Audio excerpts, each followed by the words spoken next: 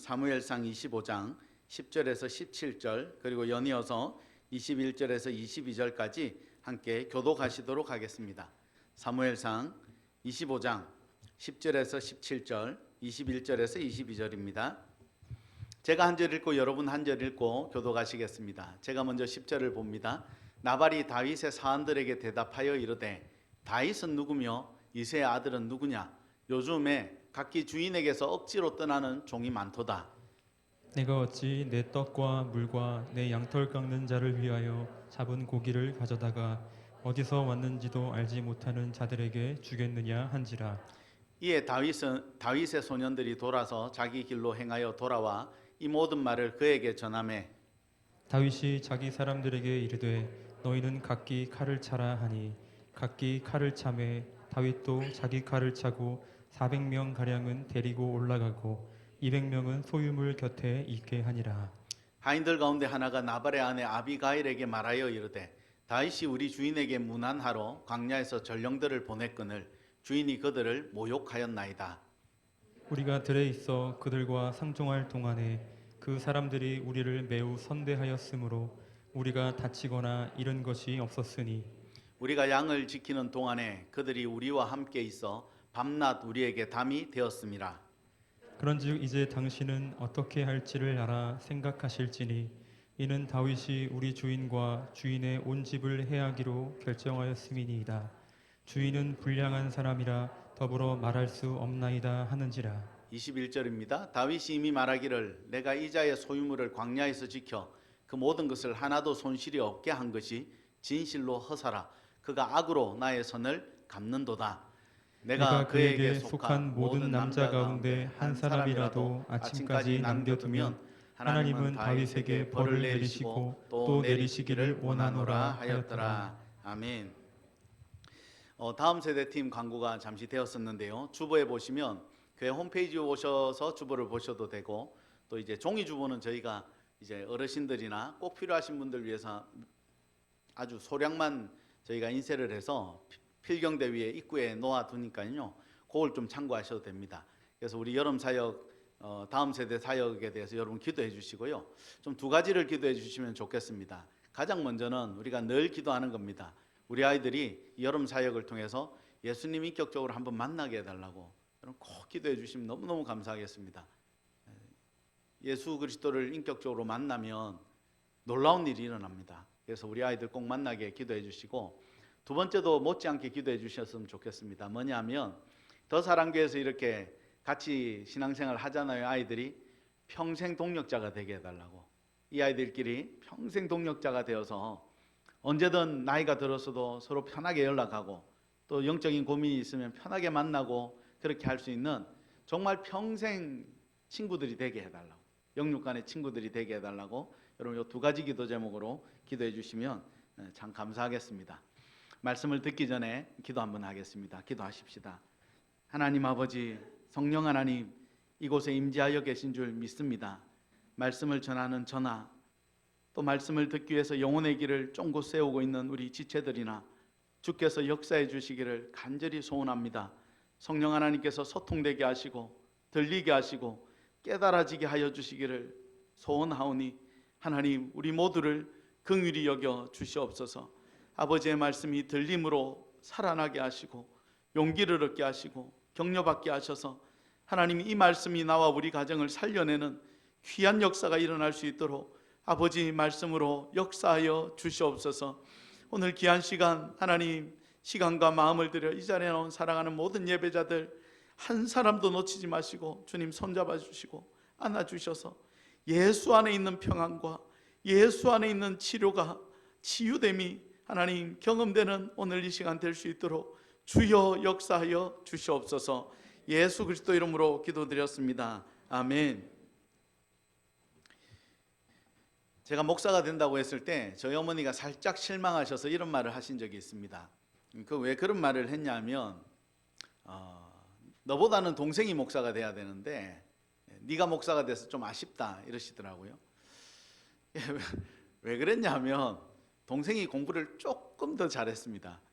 그래서 저희 어머니 마음에는 아니 공부 더 잘하는 자식이 목사가 돼야지 공부를 조금 많이 못한 건 아닙니다. 조금 못했습니다. 네, 그래도 공부를 좀 더 잘하는 자식이 이렇게 목사가 되면 좋을 텐데 제가 목사가 된다고 뭐 농담 반 진담 반 그렇게 얘기하셨습니다. 성질은 제가 좋습니다. 저희 동생보다는 제가 낫습니다. 아무튼 그렇게 저희 어머니가 얘기했던 적이 있는데요. 저희 때나 저희보다 연배가 이제 조금 더 높으신 우리 형님 누님 때 연배들 부모님들은 그런 기도 참 많이 했습니다. 어떤 일에 대해서 기도하다가 하나님 이 기도 이루어지면 제 아들을 바치겠습니다. 제 딸을 바치겠습니다. 그러면서 막 목사시키려고 얼마 또 그런 기도는 유독 잘 되는 거 아십니까? 그 응답이 잘 됩니다. 그래서 우리 부모님들이 자기 자식들을 많이 바치셨습니다. 아니 자기가 기도하고 자기가 응답받으면 자기가 신학교를 가면 되지 왜 자식들 보고 가라 마라. 아무 생각 없는 자식들이 그냥 그렇게 날벼락을 맞았던 우리 동기들도 많습니다. 제가 아는 한국의 목사들 중에 그 김진홍 목사님 혹시 아십니까? 그 두레교회입니까? 그 교회를 이제 개척하셔서 아주 뭐 놀랍게 그 시대에서 또 사역하신 목사님 계신데 그 목사님 어머니가 김진홍 목사님을 이렇게 목사로 이렇게 헌신했다, 바쳤다 그런 얘기를 제가 김진홍 목사님 간증 테이프에서 들어봤던 것 같습니다. 이 목사님이 제가 알기로 철학가 출신이거든요. 그래서 대학 다닐 때 제가 알기로 대구에서 대학을 다니셨는데 대학 다닐 때 철학관 또 유독 술을 많이 마시지 않습니까?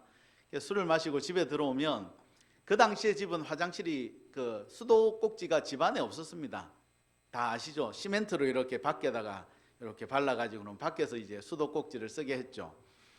그렇게 이제 술을 마시고 오면 그 수도가에 가서 그렇게 토악질을 한답니다. 이 토를 하는 거죠. 구토를 하면 그 김진홍 목사님 어머니가 나와가지고 늘 김 목사님 그 등을 이렇게 두드려주면서 아이고 목사될 놈아 뭐 그렇게 그 얘기를 많이 했다 그래요. 뭐 그래서 결국 목사가 되기는 했지만 오늘 본문에서도 한 가지 맹세를 하는 사람이 등장합니다. 뭐 우리가 잘 알다시피 다윗입니다. 다윗이 뭐라고 맹세합니까? 오늘 나발이라는 이 사람과 이제 시비가 붙은 것 같습니다. 이 나발의 집에 남자가 내일 아침까지 한 명이라도 남아 있으면 내가 하나님의 벌을 받을 거다. 이렇게 맹세하고 지금 나발의 집으로 출발해서 막 달려가고 있는 기세등등하게 달려가고 있는 장면을 우리에게 소개하고 있습니다. 제가 이제 남자 성도님들하고 성경 공부를 많이 했던 적이 있는데 그럴 때 되면 참 이렇게 뭐 남자 성도님들뿐 아니겠지만 우리 모든 성도님들이 이 맹세 부분에 대해서 좀 의구심을 가지는 게 몇 가지가 있습니다. 가장 먼저 의구심을 가지는 게 뭐냐면 목사님 맹세해도 됩니까? 하나님 이름으로. 이거에 대해서 좀 의구심이 있으신 것 같아요. 답을 먼저 좀 얘기하고 제가 설교를 계속 이어가려고 합니다. 하나님 이름으로 맹세해도 됩니다. 근데 우리가 자꾸 이게 이제 꺼리껴지는 이유가 있습니다. 그 왜 꺼리껴지냐 하면 뭐 꺼리껴지는 걸 얘기하기 전에 어릴 때 우리들이 친구들하고 이렇게 싸우면 저희 때는 그렇게 많이 싸웠는데 지금 아이들은 그렇게는 아마 안 싸울 겁니다. 우리 어릴 때 이제 아이들이랑 자기들끼리 막 싸우면 뭐 논쟁이 일어나잖아요. 논쟁이 일어나면 논쟁에 이제 밀리는 애가 이제 마지막으로 하는 말이 있습니다.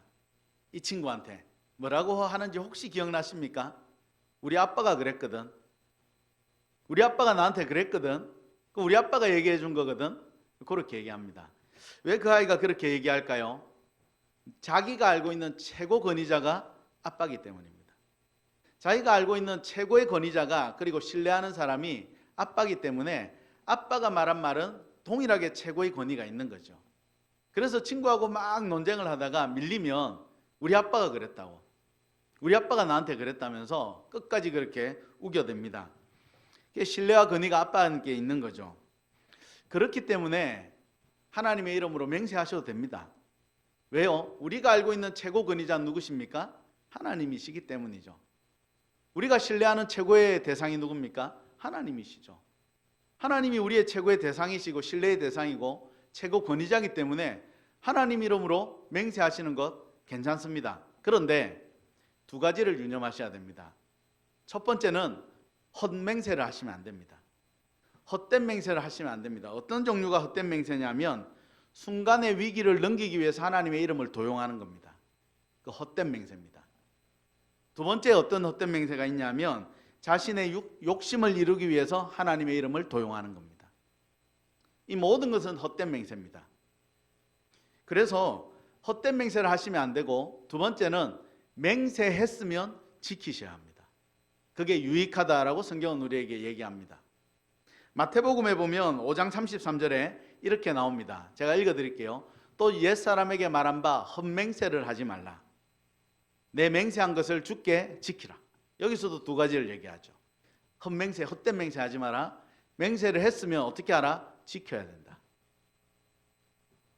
이렇게 우리에게 마태복음도 두 가지를 경고하고 있습니다. 첫 번째는 이제 하나님 이름으로 맹세해도 됩니까? 예, 하셔도 됩니다. 그러나 두 가지를 조심하시라. 그리고 이제 두 번째 질문은 뭐냐면, 이게 어쩌면 더 중요합니다. 잘못된 맹세를 했을 경우 어떻게 하느냐는 겁니다. 지킬 수 없는 맹세를 했을 때, 정말 지킬 수 없는 맹세가 있잖아요. 이 맹세는 정말 할 수 없는 맹세가 있습니다. 그런데 맹세를 해버렸습니다. 그러면 어떻게 해야 될까요? 하나님이 우리 아버지라는 걸 늘 기억하셔야 됩니다, 여러분. 어떤 아버지요? 어릴 때 우리에게 막 완고하게 했던, 뭐 때로는 그런 부모님도 뭐 계셨다 그러는데, 술을 먹고 들어와서 막 행패를 부리던 그런 부모님 아닙니다. 정말 나를 위해 목숨을 내놓는 좋은 아버지 말입니다. 우리 하나님이 이 아버지라는 사실을 여러분 절대 간과하시거나 잊어버리시면 성경을 정말 오해하기가 쉽습니다. 그래서 하나님이 내 좋은 아버지라는 걸 늘 생각하시고, 그러면 내가 잘못된 맹세를 하면, 첫 번째, 우리 아버지가, 하나님이 내가 이 맹세가 지킬 수 없는 맹세라는 걸 모르실까요? 아실까요? 아시죠? 그래서 지킬 수 없는 맹세를 했을 경우는 진심으로 회개를 하시면 됩니다. 여기서 태도가 중요한데요. 회개를 할 때는 만약 어떤 자녀가 지킬 수 없는 맹세를 막 했어요. 아버지한테, 어머니한테. 그리고는 못 지키게 되자 이렇게 얘기했다고 쳐요. 지금 잘 될는지 모르겠는데 좀 뻔뻔하게 해야 되는데, 못 지킬 줄 아셨지요? 무효로 해요. 알았지요? 뭐 절반은 성공인 것 같습니다. 아주 뻔뻔하게 이렇게 얘기한다면 부모들이 어떻게 하죠? 교육 차원에서도 억지로 지키게 합니다. 네가 뱉은 말 지켜라. 교육 차원에서도 억지로 지키게 합니다. 100년을 아르바이트 했으라도 다 갚아라. 그렇게라도 합니다. 진실한 회개는 태도가 굉장히 중요합니다. 정말 하나님 앞에 전심으로 잘못했다라고 얘기하실 수 있어야 되는 거죠. 다시는 그렇지 않겠다고. 어린 딸들이 이제 이런 말들을 자주 하는데, 저희 집은 아들만 둘이라서 이런 말 들어본 적이 없습니다. 딸들이 이런 말을 자주 한다 그럽니다. 뭐 드라마를 봐도 이런 말 자주 합니다. 나는 평생 시집도 안 가고 아빠랑 살 거야. 어디서 거짓말을, 이런 거짓말을 어린 딸들이 그런다 그럽니다. 나는 평생 시집도 안 가고 아빠랑 살 거야. 여러분, 이거 듣는 아빠가 모를까요? 알까요? 알죠, 알죠. 아는데 기분 좋으니까 그냥 듣고 있는 겁니다.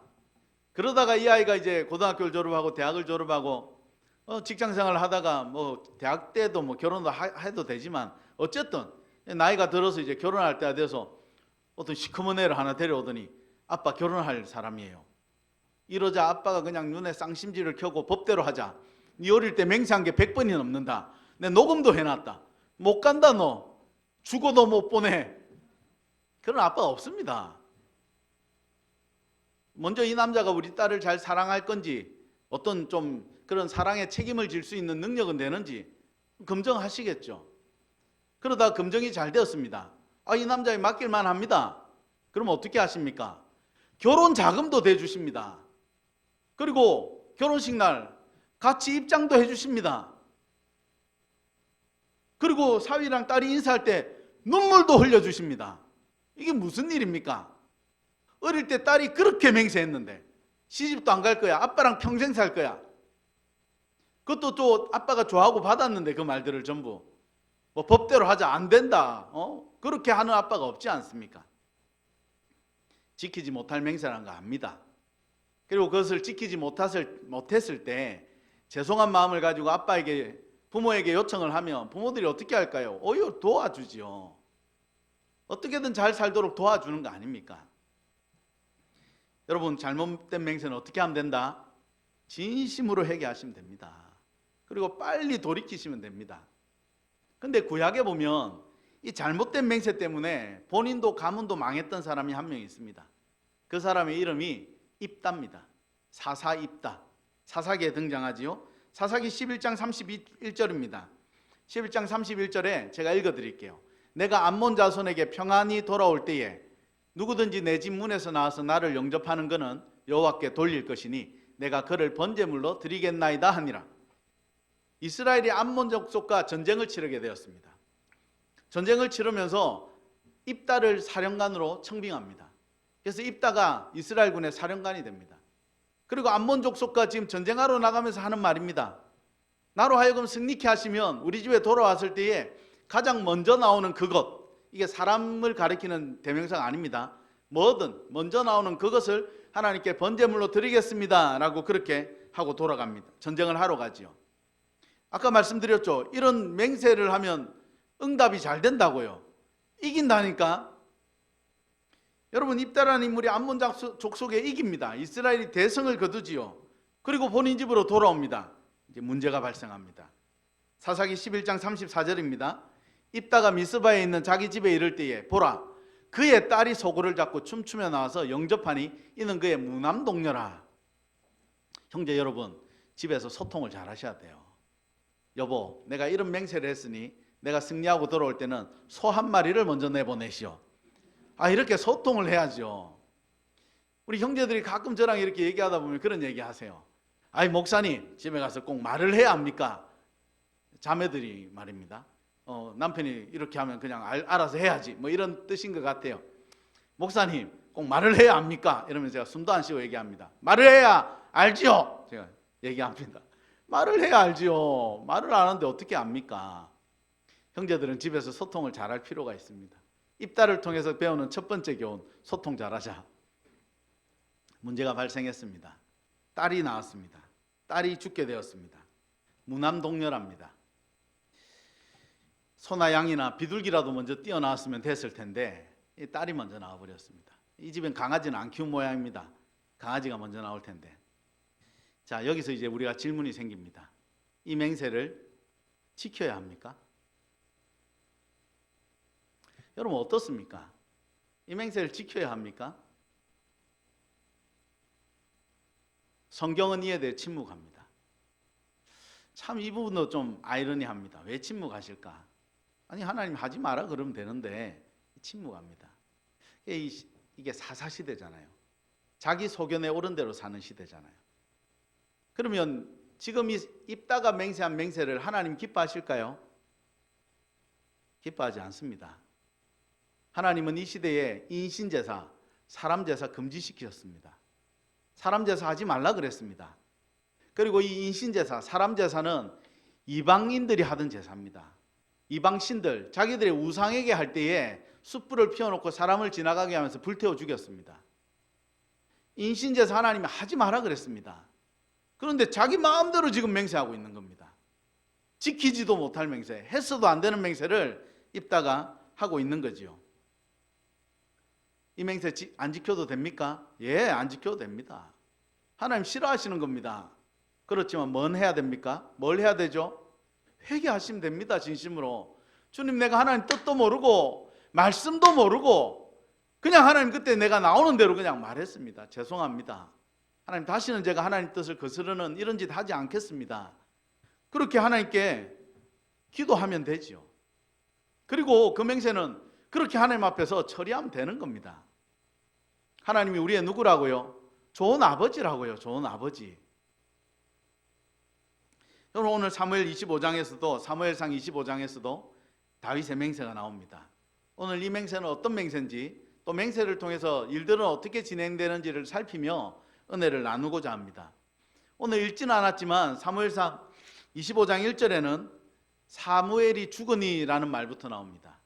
드디어 다윗의 최고의 후견자, 사울이 다윗을 죽이려고 했을 때 마지막까지 막았었던 보호벽 사무엘이 죽게 됩니다. 그리고 사무엘이 죽자 다윗은 광야로 갔다, 바람 광야로 갔다, 이렇게 짤막하게 우리에게 소개합니다. 광야는 어떤 곳입니까? 살기 어렵죠. 척박한 곳입니다. 다윗은 그곳밖에 갈 곳이 없는 겁니다. 다윗과 다윗을 따르는 한 600명 정도, 그곳에는 다윗의 가족들도 모두 포함된 것 같습니다. 그 사람들이 척박한 땅으로 가서 겨우겨우 생존합니다. 그런데 오늘 우리가 읽은 본문에 의하면 다윗이 광야에서 무슨 일을 했는지 힌트를 주고 있습니다. 어떤 일을 합니까? 광야라는 그 척박한 땅에서, 그리고 언제든지 이상한 사람들, 강도들, 불량자들을 만날 수 있는 그곳에서 누구를 지켜내고 있죠? 여전히 이스라엘 사람들을 지켜내고 있습니다. 광야를 지나는 이스라엘 사람들, 그리고 광야에 잠시 머무는 이스라엘 사람들을 다윗과 그의 무리들이 지켜내고 있습니다. 그의 백성들을 지키는 것, 누가 해야 될 일입니까? 왕이 해야 될 일입니다. 여전히 하나님께 받은 그 사명을 광야라는 척박한 산 가운데서도 다윗은 그렇게 섬기고 있는 것을 우리가 어렵지 않게 볼 수 있습니다. 여러분, 다윗은 자신이 왕이 될 줄 알았습니다. 주변의 모든 사람들이 다윗이 왕이 될 거라고 그랬습니다. 그리고 가장 왕권에 가까이 있었던 사울의 아들 요나단도 다윗 네가 왕이 될 거라고 그랬습니다. 그래서 자기는 너의 뒤가 될 거다라고 다윗에게 그렇게 이야기하죠. 그리고 그 시대의 왕조차도, 사울 왕조차도 다윗 네가 왕이 될 거라고 그렇게 말을 해주었습니다. 가는 전쟁마다 이겼습니다. 사무엘상 24장에 보면 사울이 이렇게 얘기합니다. 24장 20절입니다. 보라, 나는 내가 반드시 왕이 될 것을 알고 이스라엘 나라가 내 손에 견고히 설 것을 아노니. 사울도 다윗이 왕이 될 거라고 다윗 앞에서 얘기를 해줍니다. 나도 네가 왕이 될 줄 안다. 내 아들 요나단이 아니라 네가 왕이 될 줄 안다 라고 얘기해 줍니다. 다윗은 자신이 왕이 될 줄 알았습니다. 왕말입니다. 왕. 그 나라의 최고 말입니다. 모든 부귀영화를 누릴 수 있는 자리 말입니다. 한마디면 어떤 사람의 생사 여탈권을 질 수 있는 그 자리 말입니다. 누구나 하고 싶은 그 영광스러운 최고의 자리 말입니다. 그런데 지금 다윗은 어디에 있습니까? 광야에 있습니다. 척박한 땅에 있습니다. 먹을 것도 구하기 어려운 곳에 있습니다. 어떻게 내일을 지내야 될지 모르는 곳에 있습니다. 분명히 왕이 될 거라고 했고 모두가 왕이 될 거라고 믿고 있고 자기도 왕이 될 줄 아는데 현실은 처참합니다. 사랑하는 여러분, 우리도 그렇지 않습니까? 또 은혜는 주세요. 늘 은혜는 주셔서 가슴이 뜨거워지기도 하고 은혜 때문에 눈물이 나기도 하고 또 다락방에 가서 동역자들 만나면 힘이 나기도 하고 그리고 교회 와서 예배드리면 동역자들과 예배드리면 또 하나님 용기도 주세요. 그래서 은혜의 부푼 마음을 안고 예배당 문을 밀고 나가 집에 가면 뭔가 좀 변해 있어야 되는 거 아닙니까? 은혜를 주셨으면. 근데 우리 모두 압니다. 아무것도 안 변합니다. 오늘 우리가 다윗 같습니다. 다 왕이 될 줄 알았습니다. 자기도 왕이 될 줄 알았습니다. 그러나 오늘은 광야를 살아야 합니다. 우리도 마찬가지입니다. 우리도 하나님의 은혜가 있지만 여전히 오늘의 삶은 우리가 살아내야 합니다. 오늘 다윗은 그럼에도 불구하고 그가 하나님께 받은 사명들을 놓치지 않고 있습니다. 여전히 사람들을 돌보고 사람들을 살려내고 있습니다. 그런데 더 악화됩니다. 다윗의 상황이 더 안 좋은 사건들로 계속 악화가 되는 것을 본문은 우리에게 소개합니다. 다윗이 이렇게 광야에서 생활하다가 소문이 하나 들립니다. 나발이란 사람이, 근처에 있는 나발이란 사람이 양털을 깎는 행사를 한다, 이런 소문이 들렸습니다. 이 양털 깎는다는 것은 이 유대인들 문화가 우리랑 한국이랑 되게 비슷해요. 그래서 이 양털 깎는다, 이거는 어떻게 해석하면 딱 맞냐면 마을 잔치 베푼다. 옛날에 보면 그 하얀 천막 있죠? 그 기둥 세워가지고는 막 마당에 서너 개 세워놓고는 그 부엌에는 막 육개장 같은 거 벌벌벌벌 끓이고 막 몇 통씩 끓이고 쌀밥 해가지고는 김치랑 그냥 누구도 놔라 밥 한 그릇씩 준다. 그런 마을 잔치 말입니다. 그때는 마을 사람들도 다 먹지만 나그네도 먹을 수 있습니다. 그러죠? 그리고 거지들도 먹습니다. 누구도 나서 먹습니다. 그냥 고깃국에 쌀밥 한 그릇 먹고 그렇게 돌아갈 수 있는 날이 그 누군가 부잣집에서 이제 마을 잔치하는 날입니다. 그때는 그렇게 굳건하게 닫혀 있던 부잣집 문이 활짝 열려 있습니다. 아무도 안 지킵니다. 그리고 지나가는 사람들도 부릅니다. 와서 밥 한 끼 하고 가라고. 그게 잔치날입니다. 그것이 유대식으로 양털 깎는 날입니다. 나발의 집에 그 소식이 들렸습니다. 나발, 우리가 그때 그 지켜줬던 사람 아니야? 아니 거지들도 나그네들도 다 밥을 먹이는 그거니까 다윗이 가서 이제 자기를 같이 있는 소년들에게 보내는 거죠. 나발에게 가서 우리도 밥 한 끼 주시오, 밥 한 그릇 좀 주세요 라고 얘기하는 겁니다. 물론 숫자가 좀 많은 게 문제지만 600명입니다. 근데 나발이 왜 그랬는지 모르겠습니다.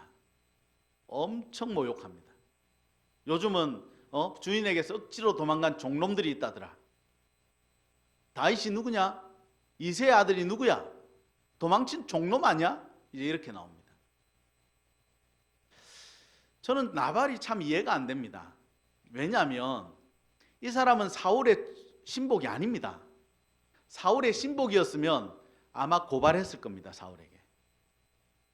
다윗이 지금 바람 광야에 있습니다라고 고발 반드시 합니다. 고발하지 않았습니다. 그러니까 사울의 충신이 아니라는 겁니다. 이 사람은.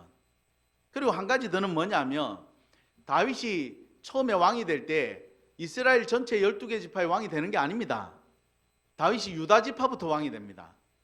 이 갈렙 족속이거든요. 나발은 성경에 소개되기를 갈렙 족속 나발입니다. 갈렙 족속은 유다 지파 소속입니다. 지금도 다윗은 충분히 유다 지파에서 왕 노릇 정도 하고 있는 사람입니다. 그런데 나발이 왜 이렇게 반응을 했는지 정말 이해할 수가 없습니다. 어떤 정치적인 것도 없습니다. 성경은 그에 대해서 별 얘기 안 합니다. 근데 나발이 그렇게 얘기했답니다. 말도 안 되는, 그냥 다윗을 향해서 다윗이 정말 들으면 안 되는 상처 가운데 소금을 뿌린 얘기를 하는 겁니다. 나발의 이 다윗을 모욕하는 이야기는 정말 이해가 안 됩니다. 왜 이렇게 하는지. 근데 나발만 이해가 안 되는 게 아닙니다. 다윗도 이해가 안 되긴 합니다. 만약에 다윗이 나발에게 좀 큰 거를 원했으면, 우리 600명인데 한 달치 식량을 좀 내놓으시오, 이렇게 했으면 거절당해도 크게 이렇게 마음이 상하지 않았을 것 같아요. 워낙 큰 걸 요구했으니까. 근데 다윗이 지금 요청한 건 뭡니까? 거지하고 나그네도 주는 밥 한 끼입니다. 아니 거지하고 나그네도 주는데 우리에게 못 준다고? 어쩌면 지금 다윗이 요구하는 이 밥 한 끼는, 자기 식구들을 먹일 밥 한 끼는 굉장히 나발에게는 겸손한 요구입니다. 지금 나발의 집에 갔다가 다윗이 보낸 소년들이 모욕을 당하고 돌아가잖아요. 그 돌아간 소식을 어떤 한 종이 나발의 아내였던 아비가일에게 가서 보고하죠. 그 보고 중에 한 구절을 보면 다윗이 충분히 격분할 수 있다는 생각도 들기도 합니다. 사무엘상 25장 15절 16절입니다. 제가 읽어드릴게요. 우리가 들에 있어 그들과 상종할 동안에 그 사람들이 우리를 매우 선대하였으므로 우리가 다치거나 이런 것이 없었으니 우리가 양을 지키는 동안에 그들이 우리와 함께 있어 밤낮 우리에게 담이 되었습니다. 여기 앞에 나오는 상종하다, 상종하다라는 단어가 히브리어, 제가 사전을 찾아보니까 재귀사역형이랍니다. 재귀형이래요. 그러니까 이 본문을 제가 한 번 더 읽어볼게요. 히브리어 문법대로 해서 뉘앙스를 넣어서 한번 읽어볼게요. 나발의 종들이 광야에 머문 동안 다윗과 그의 사람들에게 자신들을 위하여 왕래해 줄 것을 요청했습니다. 조금 뉘앙스가 다르죠? 재귀형이라서 그렇습니다. 그러니까 이 종들이, 그러니까 이렇게 해석해도 무리가 없습니다. 문법적으로. 종들이 그 다윗과 다윗의 그 광야에 있는 동안 그 사람들에게, 다윗 무리들에게 우리를 좀 보호해 주세요라고 요청했다고 봐도 무방하다는 겁니다. 그러면 그 다음 구절이 좀 이해가 됩니다. 밤낮 지켜줬다 그러거든요. 지나가는 사람 정도고 잠시 머무는 사람 정도면 굳이 밤낮 지킬 이유가 없습니다. 근동지방의 밤낮의 온도차가 몇 도입니까? 너무너무 어려운 상황인데 밤낮 지켜줬다는 겁니다. 뭐가 있었으니까? 요청이 있었으니까. 좀 지켜달라 그랬으니까 아무 대가 없이 그렇게 지켜준 겁니다. 다윗과 그 무리들도 되게 수고를 했습니다. 수고를 한 상태에서 거지들과 나그네에게도 주는 그 밥 한 끼를 한번 좀 한 끼 주시오라고 말하는 것은 다윗에게 굉장히 겸손한 요구일 수 있습니다. 근데 나발은 다윗을 아주 모욕하게 됩니다. 이 모욕한 소식을 듣고 다윗이 격분하게 되죠. 저는 다윗이 왜 이렇게 격분하는지 사실 잘 모르겠어요. 이해가 안 됩니다. 본문을 여러 번 읽었지만 이해가 안 됩니다. 여전히 다윗이 자기를 10년 가까이 죽이러 왔던 사울 왕만 왔겠습니까? 암살자를 보내고 부하들을 보내고 그 주변의 마을 사람들을 보내서 다윗을 잡으려고 얼마나 애를 씁니까? 근데 다윗이 한 번도 사울에 대해서 이런 식으로 얘기한 적 없습니다. 그리고 다윗이 사울에게 나중에 한번 살려주면서 그런 얘기하죠. 사울 왕이여, 당신에게 다윗이 역적놈이 될 거라고, 다윗이 당신을 해할 거라고 말하는 많은 사람들의 말을 듣지 마옵소서.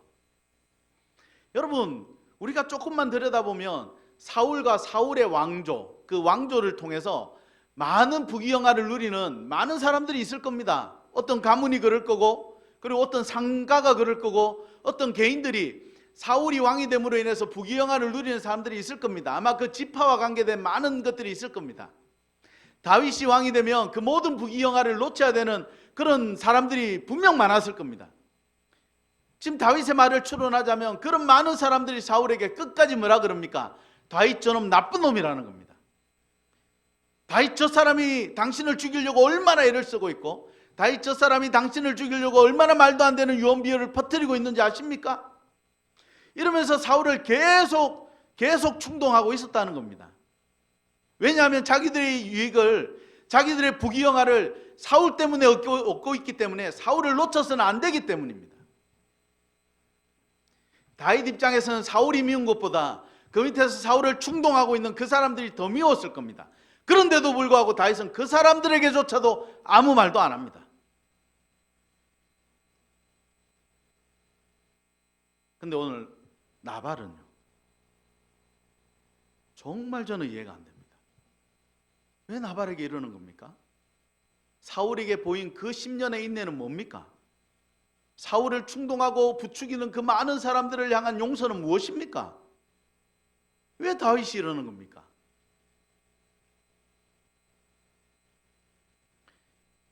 (25장 1절에) 사무엘이 죽었다, 이게 좀 힌트가 될 수도 있을까요? 자기를 그렇게 아끼던 아버지 같은 사무엘이 죽었다. 그래서 쫓겨가야 되는 바람강야로. 그래서 감정적인 요동이 있지 않았을까? 저 혼자의 추론입니다. 그냥. 그래서 그런가? 두 번째로는 자기가 왕이 될 거 아는데 지금 이렇게 광야에서 처량하게 사는 것 때문인가? 그래서 감정이 또 요동을 쳐서 그런가? 이런 느낌도 있습니다.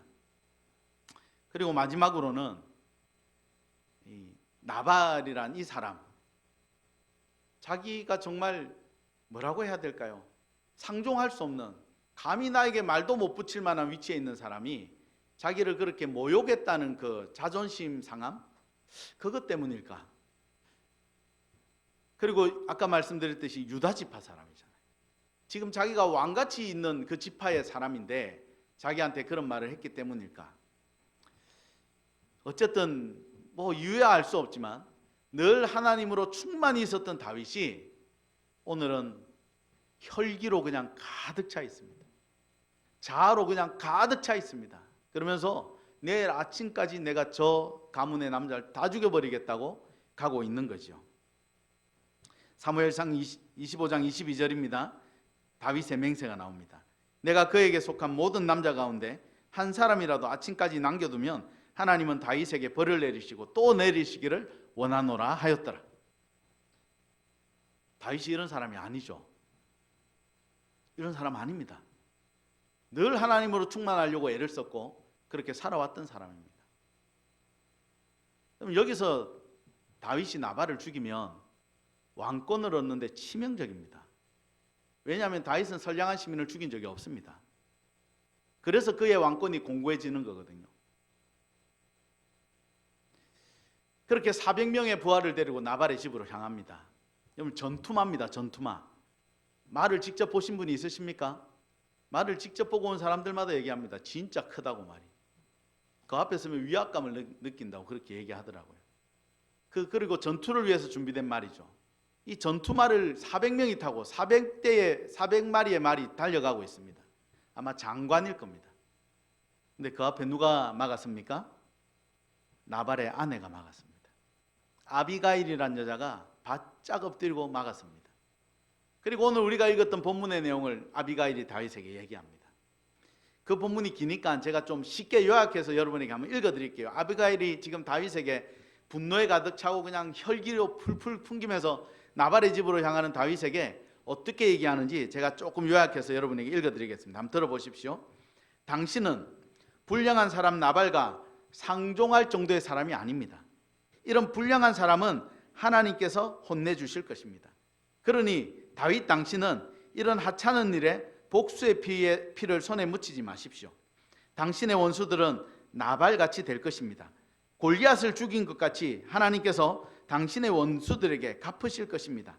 당신은 선만 행하십시오. 하나님께서 당신을 위해 든든한 집을 세우실 것입니다. 참 지혜로운 여자인 것 같아요. 지금 다윗 앞에 바짝 엎드려서 또 용감한 것 같기도 해요. 말이 400마리나 달려오는데 거기 앞을 가로막고는 엎드려서 지금 다윗에게 얘기하고 있습니다. 물매라는 단어를 쓰면서 골리앗을 생각나게 하고 있어요. 지금 아비가일이 골리앗이란 말을 안 썼어요. 그러나 물매라는 단어를 써요. 그러면서 다윗이 하나님의 도우심을 받는 사람 아니냐니까. 그리고 너의 원수들 하나님이 다 그렇게 처리하시지 않았냐. 너 왜 이렇게 어리석게 지금 행동을 하냐. 이 얘기를 애둘러 지금 다윗에게 하고 있는 겁니다. 나발이란 이 단어, 어떤 신학자는 이 나발이란 것이 별명이었을 거다 이렇게 얘기하기도 해요. 왜냐하면 이걸 이름으로 쓰는 이스라엘 사람은 없대요. 어리석다란 뜻이거든요. 그래서 히브리어로 어리석다, 나발 이 뜻은 그러니까 이스라엘 욕 가운데 가장 심한 욕 중에 하나래요. 어리석은 놈아 이런 게 말입니다. 그래서 어떤 신학자는 이 이름 아니다 이건 별명이다. 그 부모가 이렇게 적을 리가 없다 그렇게 얘기합니다. 뭐 그걸 떠나서 이름이든 별명이든 상관없습니다. 어리석은 사람입니다. 나발은 어리석었습니다. 왜 어리석었습니까? 하지 말아야 될 말을 하는 겁니다. 왜 그런 말을 합니까? 자기가 유다지파 사람 아닙니까? 다윗이 유다지파의 왕처럼 있는 사람입니다. 모든 사람들이 다윗이 왕이 될 거라 그럽니다. 사람들만 그럽니까? 하나님도 다윗이 왕이 될 거라 그랬습니다. 기름 부음을 했습니다. 그리고 사무엘도 다윗이 왕이 될 거라 그랬습니다. 하나님의 인도하심이 이스라엘 가운데 다윗이 왕이 되는 것이 하나님의 인도하심입니다. 근데 나발은 뭐라 그럽니까? 모욕합니다. 하나님의 인도하심에 대한 모욕이고 그것은 곧 하나님에 대한 모욕입니다. 하나님을 모욕하고 있는 겁니다. 하지 말아야 될 말을 합니다. 나발만 어리석습니까? 아닙니다. 다윗도 나발같이 행동합니다. 다윗도 어리석습니다. 왜 뛰어갑니까 그 길을?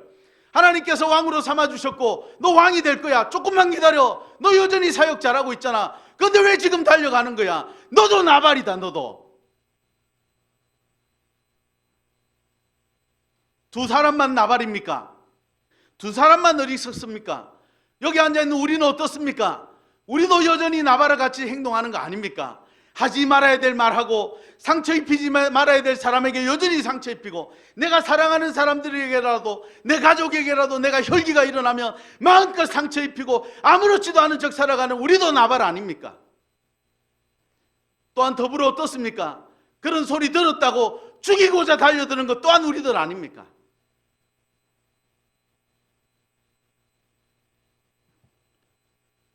우리들도 여전히 나발입니다. 우리들도 여전히 나발처럼 살아갑니다. 어리석게 살아갑니다. 그런데 여러분, 괜찮습니다. 아비가일이 앞에 서 있거든요. 우리를 중재해주는 그날 당일에 나발을 살렸고 다윗도 살렸던 아비가일이 우리에게 있지요. 누구십니까? 예수님이시죠. 하나님과 죄 사이에 가로막고 서서 바짝 엎드리셨죠. 뭘 지고요? 십자가를 지고 말입니다. 그리고 우리를 살려내셨습니다. 대신 자신이 죽으셨습니다. 사랑하는 동역자 여러분, 십자가로 나가셔야 됩니다. 그곳에서 예수님 만나보셔야 됩니다. 그래야 삽니다. 여러분 삶 가운데 죽을 것 같은 일들이 있지요. 오랫동안 우리를 괴롭히는, 우리 가정을 괴롭히는 문제들이 있지요. 살 수 있습니다. 주님이 만져주시면 살 수 있습니다. 우리가 가야 될 곳은 십자가입니다. 아비가일이 내 앞에 서 있어야 삽니다. 우리의 영원한 아비가일 되신 예수님, 이번 한 주간도 그분을 꼭 만나시는 여러분 모두가 되시기를 주님의 이름으로 축원해 드립니다.